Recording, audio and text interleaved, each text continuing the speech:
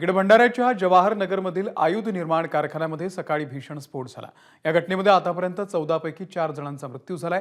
मलब्याखाली अडकलेल्या कामगारांशी एनडीआरएफच्या पथकानं संवाद साधला आणि त्यानंतर जिवंत कामगारांना बाहेर काढण्याचं काम सुरू झालेलं आहे। आतापर्यंत 6 ते 7 कामगारांना या मलब्याच्या खालून बाहेर काढण्यात यश आलंय। अजूनही 3 ते 4 जण या मलब्याखाली अडकले असण्याची भीती आहे। त्यांना बाहेर काढण्यासाठी बचाव पथकाकडून सध्या प्रयत्न सुरू आहेत।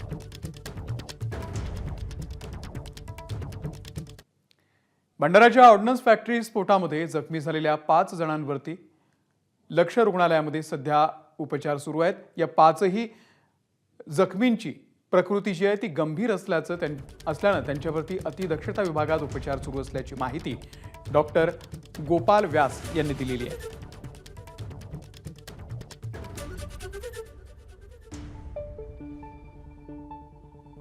भंडारा ऑर्डनन्स फॅक्टरीच्या इतिहासामध्ये सगळ्यात मोठी ही घटना आहे आणि परंतु प्रशासन वेळीच हालचाल करून त्यांना सगळ्यांना सुखरूप वाचवण्याचा प्रयत्न करत आहे। त्यांना सांगितलं सगळे प्रशासन तिथंच थांबून काय जी व्यवस्था लागते शासनाकडून त्यांना जे पाहिजे त्यांनी सांगावं।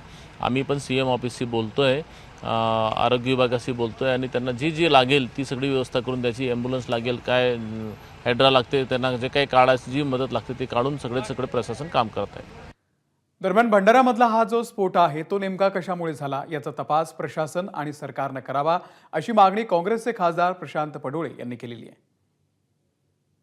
प्रशासन तसेच ऑर्डनन्स फॅक्टरीच्या जीएमला निर्देश दिले आहेत की तुरंत त्या जखमींचा उपचार झाला पाहिजे। चांगल्यात चांगला उपचार करण्याकरता नागपूरला रेफर करण्याचे निर्देश सुद्धा त्यांना दिलेले आहेत आणि हे घटना कशामुळे झाली याचा तपास सुद्धा या प्रशासनाने या सरकारने केला पाहिजे। दुसऱ्यांदा ही घटना अशी व्हायला नको।